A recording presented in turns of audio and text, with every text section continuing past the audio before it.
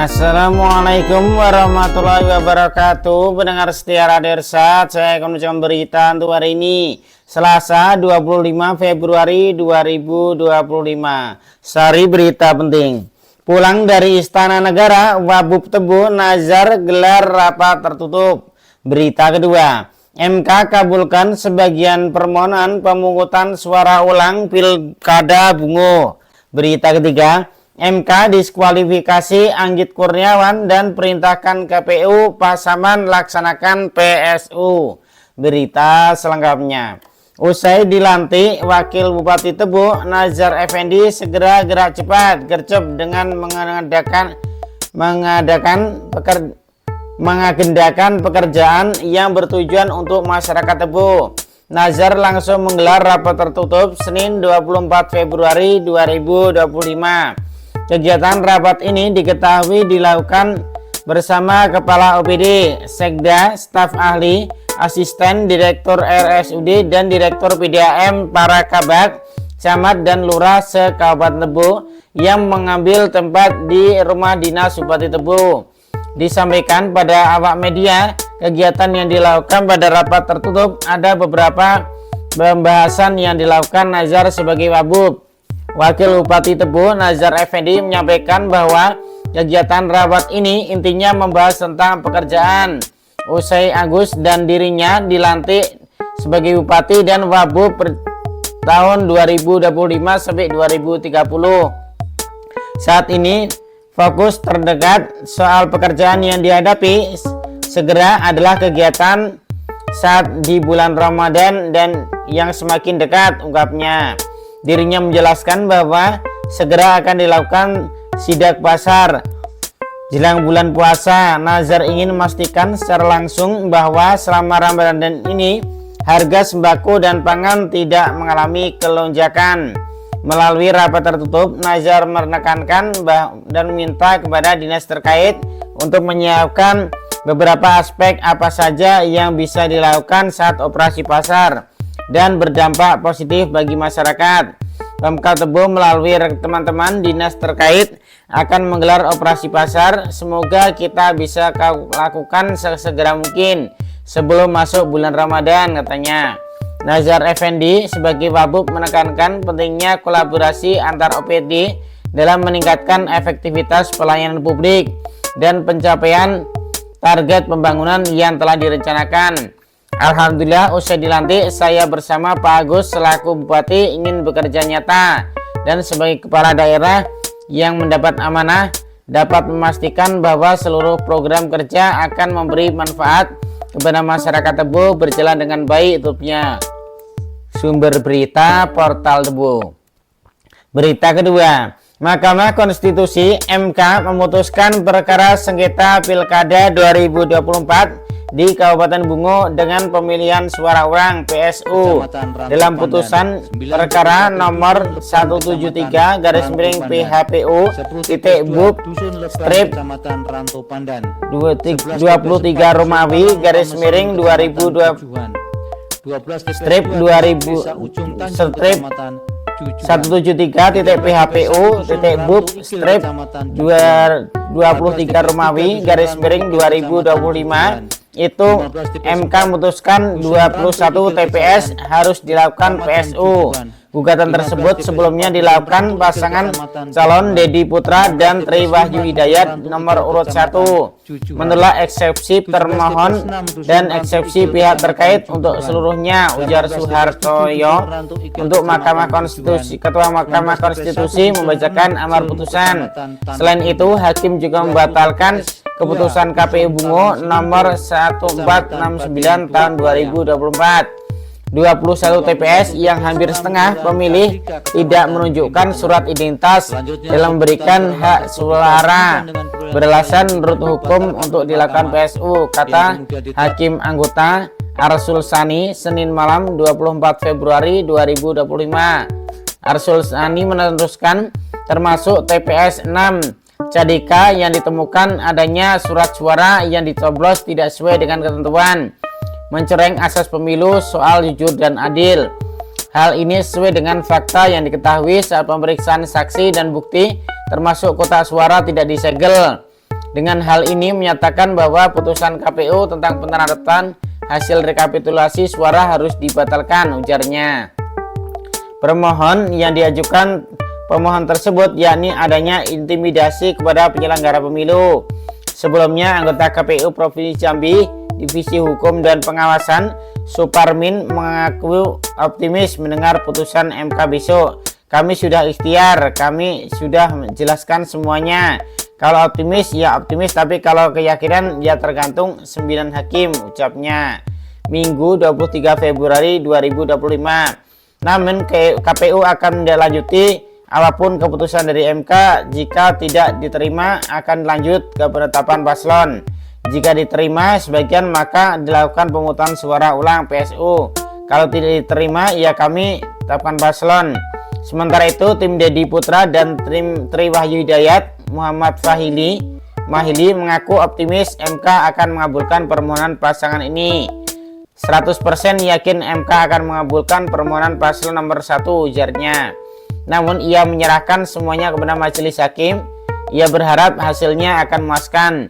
Kita tunggu saja, siang besok kita serahkan sepenuhnya ke majelis hakim, ucapnya.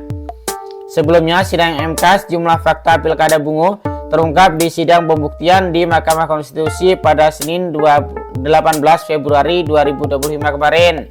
Bukti yang diungkap terkait surat suara yang dicoblos, terdapat 8 surat suara hasil coblosan Pilkada Bungo dengan lubang paku dan titik yang sama. Sementara 2 surat suara lainnya mendekati titik yang sama. Bukti itu terungkap oleh Hakim MK Saldi Isra saat sidang sengketa hasil Pilkada Bungo tahap pembuktian. Sidang gugatan hasil sengketa Pilkada Bungo ke MK diajukan oleh pasangan nomor 1 Dedi Putra dan Tri Wahyu Hidayat. Mahkamah Konstitusi menggelar persidangan untuk dilanjutkan perkara nomor 173/PHPU.BUP/23 Romawi/2025 mengenai perselisihan hasil pemilihan umum PHPU Bupati Bungo Senin 17 Februari 2025. Yang pertama mau kita telisik itu adalah kotak suara TPS nomor 06 Kelurahan Cadika, Kecamatan Ribu Tengah.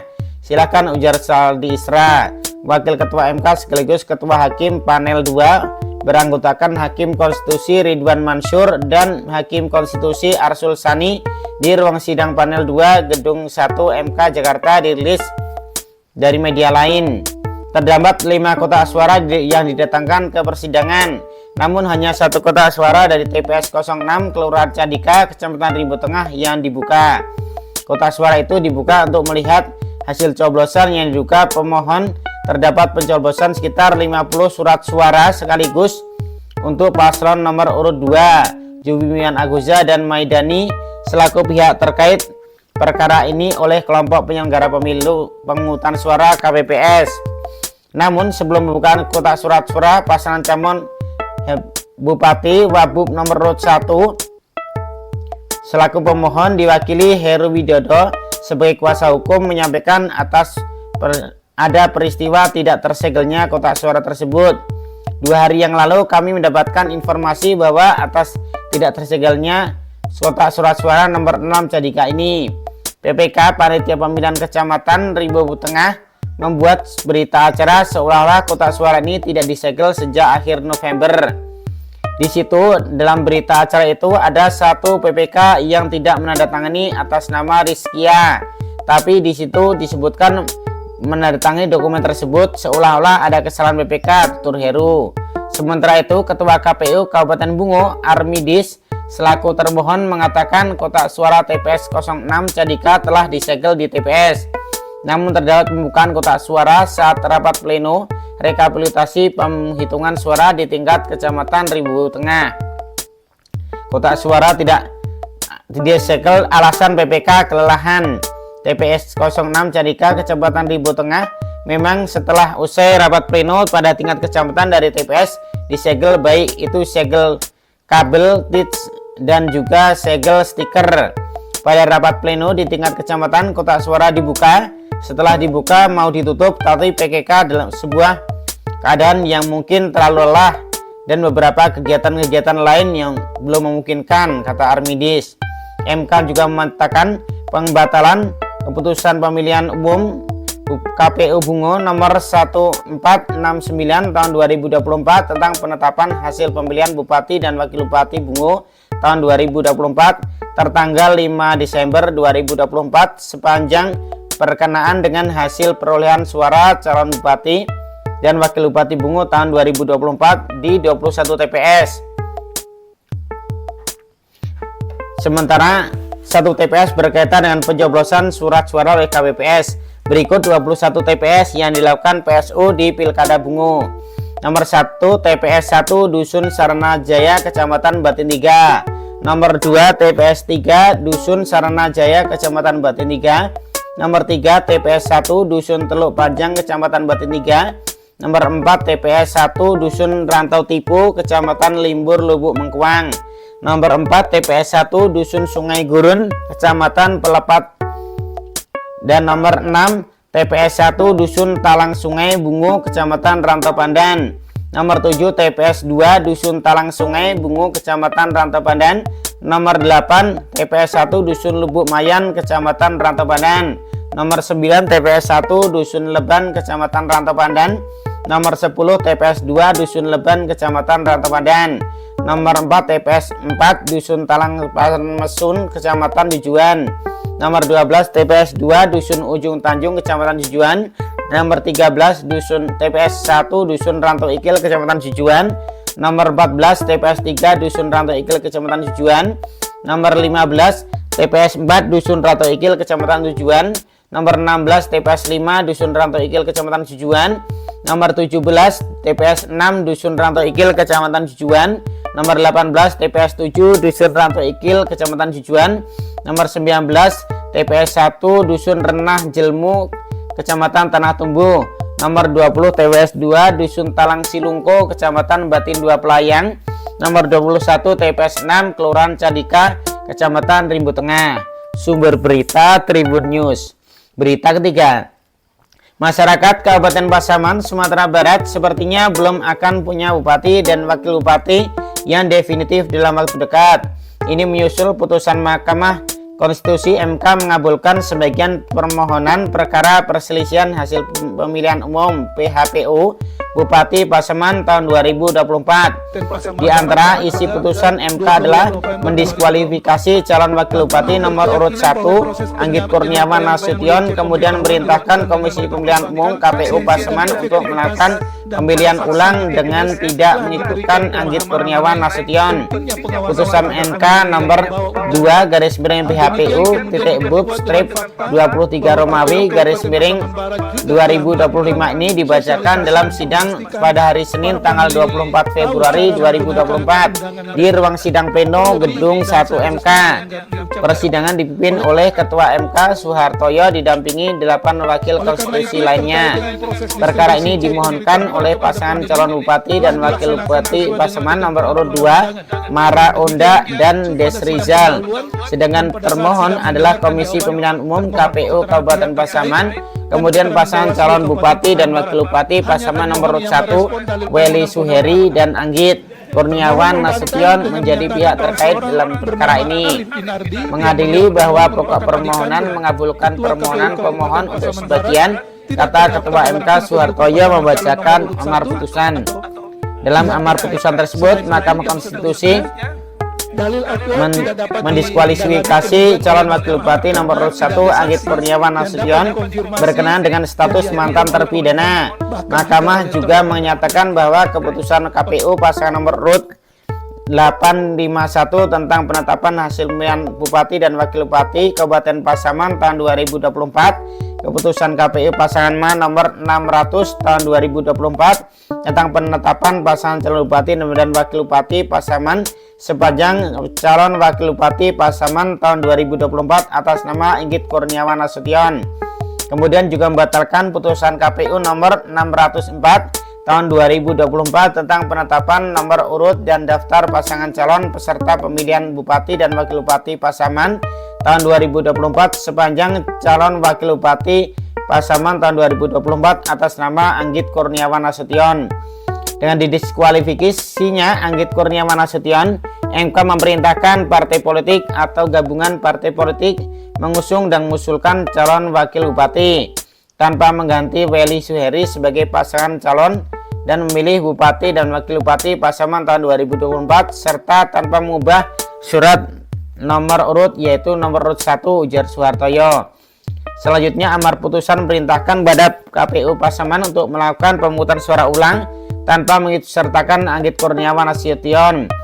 PSU dilaksanakan paling lambat 60 hari sejak putusan dibacakan.